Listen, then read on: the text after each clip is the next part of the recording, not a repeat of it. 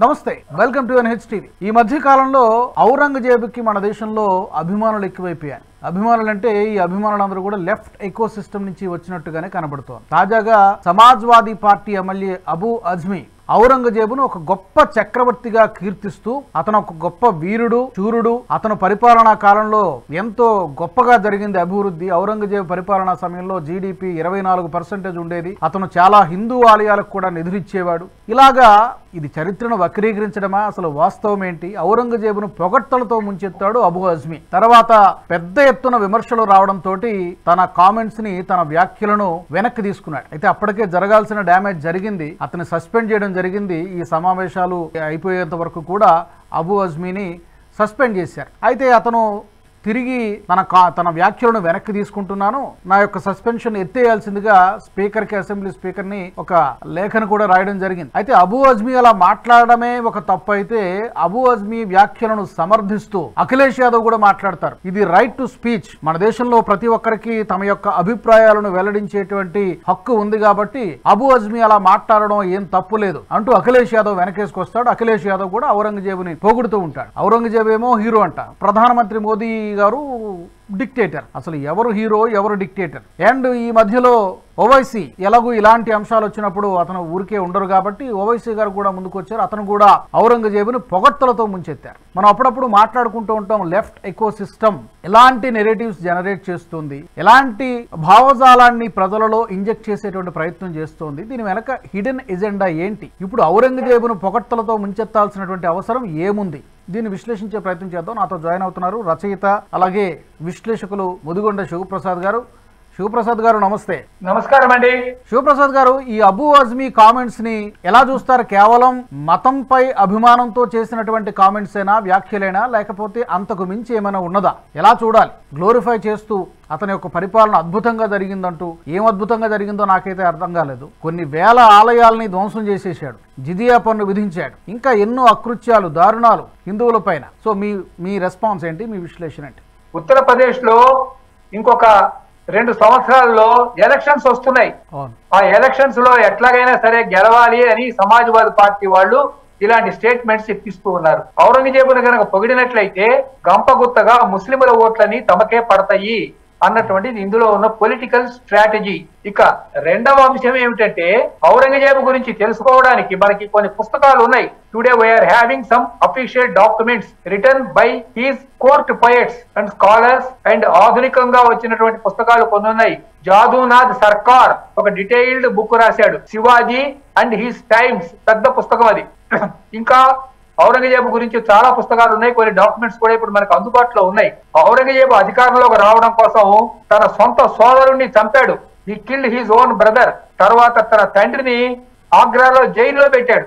షాజహాన్ అతను మంచినీళ్ళు కావాలన్నా కూడా ఇచ్చేవాడు కాదు. దప్పికతో షాజహాన్ బాధపడ్డాడు అని ముస్లిం చరిత్రకారులే వ్రాశారు. ఇక అతడు హైదరాబాద్ మీదకి దండయాత్ర చేశాడు. ఇక్కడ అబుల్ హసన్ తానషా అనేవాడు ఉండేవాడు. అతను కూడా ముస్లిమే, కానీ అతడు షియా అనే ఒక సంప్రదాయానికి చెందినవాడు. So this Aurangzeb is a Sunni. ఇతడు హిందువులతో యుద్ధం చేశాడు, ముస్లింలతో కూడా యుద్ధం చేశాడు. అంటే సున్నీ శాఖకు చెందని ముస్లింలందరితో కూడా యుద్ధం చేశాడు. 36,000 దేవాలయాలు నాశనం చేశాడు. అందులో 1 కాశీ, 2 మధుర, సుప్రసిద్ధమైన హిందూ దేవాలయాలు అతని కాలంలోనే ధ్వంసం చేయబడ్డాయి. మన రికార్డెడ్ ఎవిడెన్స్ ఉంది కదా. ఇప్పుడు మొన్న కొద్ది రోజుల క్రితం ఒక ఆయన అన్నాడు, మా నిజాం చాలా మంచోడు అన్నాడు. నిజంగా నిజాం మంచోడైతే దాశరథి, మహాకవి దాశరథి మా నిజాము తరతరాల పూజు అని ఎందుకు కవిత్వం రాశాడండి? అగ్నిధార, రుద్రవీణ వీటిల్లో ఎందుకు కవిత్వం రాశాడు? మనకేమిటి తెలుస్తున్నది అంటే ఇవన్నీ పొలిటికల్ స్టేట్మెంట్స్. రాజకీయంగా అధికారంలోకి రావాలి, అందుకు దేశభక్తితో సంబంధం లేదు, చరిత్రను తారుమారు చేద్దాం, let us distort, deviate, divert and destroy the original history అన్నటువంటిది మనకు కనపడుతుంది. ఔరంగజేబు ఎంత దుర్మార్గుడు అంటే తన కూతురుని చంపాడు. ఒక పెద్ద హిస్టరీ ఉంది. కన్న కూతుర్ని చంపాడా? కన్న కూతుర్ని. కారణం ఒక పెద్ద గంగాళంలో కూర్చోబెట్టి కింద నిప్పు పెట్టాడు. ఒక పెద్ద హిస్టరీ ఉంది. అతను చేసినటువంటి దుర్మార్గాలు అన్ని కావు. అతను మంచి రోలర్ ఎట్లా అవుతాడండి? అక్బర్ ది గ్రేట్ అని మన లెఫ్టిస్ట్ ఓరియంటెడ్ సూడో సెక్యులరిస్ట్ రాశారు. Akbar the great, Aurangzeb the great, Alexander the great. ఈ చరిత్ర సంగతి ఏమిటి? ఈ చరిత్ర వక్రీకరణ అంతా కూడా దేనికి జరుగుతున్నట్టు శివప్రసాద్ గారు? అంటే కేవలం ఒక వర్గాన్ని సంతృప్తి పరచడం కోసం మాత్రమేనా? రెండవది మీరు అన్నట్టుగా ఓటు బ్యాంక్ పాలిటిక్స్, ఆ వర్గం తాలూకు ఓట్లని రాబట్టుకోవడం కోసం మాత్రమేనా? ఇంకేమైనా ఉందా? దీని వెనకాల ఉన్నటువంటిది ఏమిటంటే హిందూయిజంను నాశనం చేద్దాం అన్నటువంటిది మూల కర్తవ్యం, వాళ్ళ లక్ష్యం. They want to annihilate Hinduism from India. Okay, అంటే ఇస్లామిక్ ఇంటర్నేషనల్ కాన్స్పిరసీ. వీళ్ళ వెనకాల అమెరికా ఉంది, చైనా ఉంది, పాకిస్తాన్ ఉంది. వాళ్ళు వీళ్లకు డబ్బిచ్చి పని చేయిస్తున్నారు. ఇలాంటి పార్టీలు ఇండియాలో చాలా ఉన్నాయి. ఒక సమాజ్వాదీ పార్టీ మాత్రమే కాదు. మొన్న కుంభమేళాలో స్నానం చేస్తుంటే ఓ ఫాల్తూ కుంభమేళా అన్నాడు లల్లు ప్రసాద్ యాదవ్. ఫాల్తూ కుంభమేళా అట. దీన్ని బట్టి మనకి ఏం తెలుస్తున్నది? హిందూయిజంకు సంబంధించింది ఏదైనా సరే దాన్ని నిర్మూలించాలి, తద్వారా ఇండియాను మళ్ళీ ఫారినర్స్ అంటే విదేశీయులు స్వాధీనం చేసుకోవాలి అన్నటువంటి దీని వెనకాల ఉన్నటువంటి ఒక లక్ష్యం. మనకు శివాజీ జీవితాన్ని గురించి కొన్ని తెలుగులో కూడా పుస్తకాలు ఉన్నాయండి. అందులో ఒక ఆయన పేరు గడియారం వెంకటశేష శాస్త్రి శివభారతము రాశాడు, అందులో చదవండి. అలాగే రీసెంట్ గా అంటే కొద్ది రోజుల క్రితమే కోటం రాజు, కొద్ది రోజుల క్రితమే చంద్రశేఖర్ రావు ఒక మంచి పుస్తకం రాశాడు, శివాజీ అండ్ హిస్ టైమ్స్. మనం హిస్టరీ చదివితే తెలుస్తుంది ఔరంగజేబు ఎంతటి దుర్మార్గుడో, ఎంతటి psycho, is one of the worst human beings, invader. అలాంటి వాడిని ఔరంగజేబు ది గ్రేట్ అని అంటే ఇక అసలు మనకు నా ఆలోచన ఏమిటంటే ప్రజలు ఎట్లా భరిస్తున్నారు? How people are tolerating. విక్టోరియాకు మొక్కుతారు, విక్టోరియాకు మొక్కారు వీళ్ళు. పంచమజాతి చక్రవర్తి కాళ్ళు గడికి నెత్తిన చదువుకున్నారు నీళ్లు. ఔరంగజేబు ది గ్రేట్ అంటున్నారు, అక్బర్ ది గ్రేట్ అంటున్నారు, షాజహాన్ తాజ్మహల్ కట్టించాను. అబద్ధం కదండి ఇవన్నీ. కానీ దురదృష్టం ఏంటంటే మరి ఈ విషయాలనే పాఠ్య పుస్తకాల్లో కొన్ని జనరేషన్స్ పాటు మన ప్రీవియస్ జనరేషన్స్ కానీ ఇప్పుడు కూడా చదువుకుంటూ ఉన్నారు.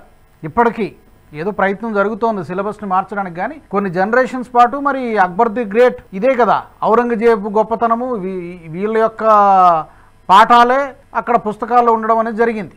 అది దురదృష్టకరమైనటువంటి విషయం. ఈ విషయం నేను చాలాసార్లు చెప్పాను. The leftist oriented pseudo secularist have captured education system since 75 years. They have captured Sangeet Natak academy, they have captured Sahitya academy, JNU, Jawaharlal Nehru universities. Even today Narendra Modi ఢిల్లీలో ప్రైమ్ మినిస్టర్ గా ఉన్నప్పుడు కూడా ఇవి యాంటీ నేషనల్స్ చేతిలో ఉన్నాయి. We are having proofs. ప్రత్యక్షంగా ఉదాహరణలు కనపడుతున్నాయి కళ్ళ ముందు. ఈ దుర్మార్గంలో ఈ చావా అనే సినిమా సక్సెస్ అయింది. అది సంభాజీ మీద వచ్చిన సినిమా. చావా అనే సినిమా సక్సెస్ కావడంతో వాళ్ళు ఏమిటి, ఛత్రపతి శివాజీ పనికిరాడు, రాజారాం, రాణి చెన్నమ్మ వీళ్ళెవరు పనికిరారు. Aurangzeb the great. ఇంతకంటే దుర్మార్గం ఒకటి ఉండదు. ప్రపంచం ఏ దేశంలోనూ ఇలాంటి దుర్మార్గం ఉండదు. ఒక ఇండియాలోనే నడుస్తున్నది. ఇందులో ప్రజల తప్పు చాలా ఎక్కువగా ఉంది sir. The people are tolerating. ఒక విషయాన్ని కూడా మనం ఇక్కడ అర్థం చేసుకోవచ్చు శివప్రసాద్ గారు. ఏంటంటే మీరు చెప్పినట్టుగా ఈ మధ్యనే చావా సినిమా విడుదలైనటువంటి అన్ని చోట్ల కూడా మంచి ఆదరణ, మంచి రెస్పాన్స్ వచ్చింది, మంచి కలెక్షన్లు కూడా వచ్చాయి, ఆర్థికంగా కూడా బాగా సక్సెస్ అయింది. చావాలో సంభాజీ మహారాజు చరిత్ర, అతని యొక్క వీరగాథని, వీరత్వాన్ని కూడా చాలా చక్కగా చూపించడం జరిగింది. అతను ఔరంగజేబుకి, మొఘల్ సామ్రాజ్యానికి వ్యతిరేకంగా ఎలా పోరాటం చేశాడు, అతన్ని ఎంత క్రూరంగా చంపేశారో ఔరంగజేబు అనేది ఆ సినిమాలో కళ్లకు కట్టినట్టు చూపించారు. బహుశా దానికి కౌంటర్ గా అబూ అజ్మీ కావచ్చు, లేకపోతే అతనికి మద్దతుగా మాట్లాడుతున్న మిగతా లీడర్స్ అందరూ కూడా దానికి కౌంటర్ గానే మాట్లాడుతున్నట్టుగా కనిపిస్తోంది. ఈ మధ్యనే కదా రిలీజ్ అయింది ఆ సినిమా కూడా. అవునండి, కరెక్ట్. మీరు చెప్పింది 100% కరెక్ట్. చావాలో ఔరంగజేబు దుర్మార్గాలను చూపించేసరికి దానికి కౌంటర్ గా ఔరంగజేబు ది గ్రేట్ అని అంటున్నారు వీళ్ళు. ఇటీవల ఎమర్జెన్సీ అని ఒక సినిమా వచ్చింది. Emergency, Kashmir files, Kerala files, Jitender Reddy, ఇప్పుడు ఈ చావా, ఇవన్నీ కూడా హిందూ ఓరియంటెడ్ పిక్చర్స్ యాక్చువల్ గా చరిత్రను చెబుతున్నాయి. దీన్ని భరించలేకపోతున్నారు. దీని వెనకాల పెద్ద ఇంటర్నేషనల్ కాన్స్పిరసీ ఉందండి. I don't know why our home ministry is tolerating this international conspiracy. వాళ్ళని ఏదో నాటకం ఆడినట్లు సారీ చెప్పడం, మళ్ళీ వాళ్ళ పనులు వాళ్ళు యథాతథంగా చేసుకుంటూ వెళ్ళిపోవడం జరుగుతున్నది. మన చరిత్రను మొత్తాన్ని డిస్టార్ట్ చేశారు. అందులో ఒక భాగంగా ఈ అబూ ఆజ్మీ చేసినటువంటి ప్రకటనని మనం చూడవలసి వస్తుంది సార్. అండ్ ఔరంగజేబుని పొగడడంతో పాటు సైమల్టేనియస్ గా ప్రధాని మోదీ గారిని కూడా డిక్టేటర్ అని పిలుస్తూ ఉన్నారు. వాళ్ళు మోడీని తిడుతున్నారు, అమిత్ షాని తిడుతున్నారు, మోడీని తిడుతున్నారు, హిట్లర్ ని పొగుడుతున్నారు. Hitler the great, Stalin the great. ఏ Stalin? Russian Stalin, Tamil Nadu Stalin. Stalin the great. ఇది ఇంటర్నేషనల్ కాన్స్పిరసీ కదండి. ఇలా వీళ్ళకి చాలా డబ్బులు వస్తున్నాయి ఇలా చేయడానికి. మీరు అన్నట్టుగా ఇంటర్నేషనల్ కాన్స్పిరసీ గనక ఉంటే గనక తప్పకుండా మరి హోం మంత్రిత్వ శాఖ దీని మీద సీరియస్ గా దృష్టి పెట్టాల్సిన అవసరం ఉంది. That's why I am asking. It is for the CBI to inquire from where these people are getting funds. It is for the central government. It is for our home ministry to inquire why this conspiracy is going on in this country. Who are the people? Who are those conspirators? Who are those traitors? Who are those people who are defaming Narendra Modi, who are trying to destabilize the legally elected, properly elected Narendra Modi government? ఇది పెద్ద it's a very big issue. ఇది చిన్న విషయం కాదండి. మీరు అన్నట్టుగా ఇప్పుడు USAID గురించి ప్రస్తావించారు. USAID అని ఇప్పుడు ఈ మధ్య ఓపెన్ గానే అక్కడ కొత్తగా ఎంపికైనటువంటి అధ్యక్షుడు డొనాల్డ్ ట్రంపే చెప్పడం జరిగింది. ఉగ్రవాదులకు ఏ విధంగా ఫండింగ్ జరిగింది, ఏ దేశాల్లో ఎంత డబ్బుని ఫండింగ్ చేశారు, ఎంత మనీ అక్కడికి పంప్ చేశారనేటువంటిది ఎన్నికల్లో ప్రభావం చూపించడానికి, ఓటింగ్ పర్సెంటేజ్ పెంచడానికి అని చెప్పి కొంత అమౌంట్ ఇలా రకరకాలుగా డబ్బుని ఆ సంస్థ ద్వారా భారత్లోకి పంపించడం జరిగింది. ఓపెన్గా అక్కడ ఉన్నటువంటి అధ్యక్షుడే చెప్పినటువంటి మాట. దీనికి కూడా మరి ఇలాంటి వ్యాఖ్యలు చేసేటువంటి నేతలకు లేదా పార్టీలకు కూడా మరి ఏమన్నా ఫండింగ్ వస్తుందా, రావడం లేదా అనేది మరి విచారణ చేయాల్సిందే. మరి జూలియస్ అసాంజే అని ఆయన కూడా దీన్ని కన్ఫర్మ్ చేశాడు. ఈ పాయింట్ ని కన్ఫర్మ్ చేశాడు. ఎవరెవరికి ఎన్ని బిలియన్స్ ఆఫ్ డాలర్స్ అందినాయో. ఫర్ ఎగ్జాంపుల్ మన బంగ్లాదేశ్ చూడండి, షేక్ హసీనా గవర్నమెంట్ ని పడగొట్టడం కోసం డబ్బును అక్కడ పంప్ చేశారు యుఎస్ నుంచి, USAID.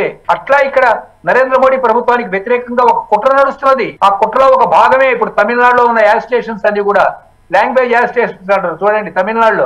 ఈ 3 లాంగ్వేజ్ ఫార్ములా అందులో తప్పే ఉంది. ఇష్టమైతే నేర్చుకుంటారు, లేకపోతే లేదు. మూడు భాషలు నేర్చుకోవడం పెద్ద కష్టమైన పనేం కాదు. అసలైనటువంటి ఎన్నికలు అయిపోయాయి కదా ఇప్పుడు. అంటే ఇప్పుడు ఈ రభసంతా ఎందుకంటే ఈ 5 సంవత్సరాలు ఏదో ఒక విధమైనటువంటి డిస్టర్బెన్స్ క్రియేట్ చేయడానికైనా ఇదంతా, లేకపోతే రాష్ట్రాల ఎన్నికలను కూడా దృష్టిలో పెట్టుకుని ఏదో ఎన్నికల కోసం, ఎన్నికల్లో గెలవడం కోసం ప్రజల భావోద్రేకాలను రెచ్చగొట్టి ఎన్నికల్లో ఓట్లు సంపాదించుకుందామని వీళ్ళ వెనక కాన్స్పిరేటర్స్ ఉన్నారు, international conspirators. Aurangzeb the great అనేవాడు స్వాతంత్రం వచ్చిన 80 సంవత్సరాల తర్వాత కూడా మనకి బొంబాయిలో ఉన్నాడంటే ఇక ఛత్రపతి శివాజీ ఎందుకు, శివసేన ఎందుకండి? ఆలోచించండి. దీన్ని కూడా సమర్థిస్తూ ఉన్నారు. మీకు సంభాజీ మహారాజు ఎంత గొప్ప చక్రవర్తో,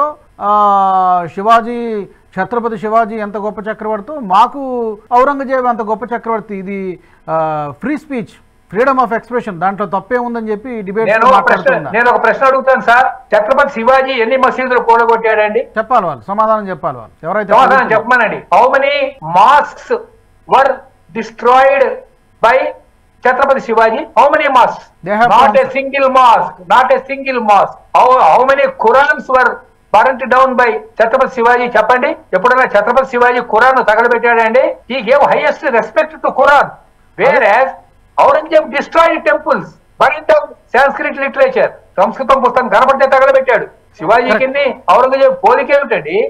ఔరంగజేబ్ అనేవాడు ఇన్హ్యూమన్, వాడు మనిషి కాదండి, హీజ్ అన్ యానిమల్. మరి వాడిని పొగట్టం ఏమిటండి? అలాంటి మనిషిని పట్టుకొని గొప్ప గొప్ప వీరుడు, శూరుడు, ధీరుడు, గొప్ప చక్రవర్తి, అద్భుతమైనటువంటి పరిపాలనను పొగడడం నిజంగా ఇది చాలా చాలా విచారకరం.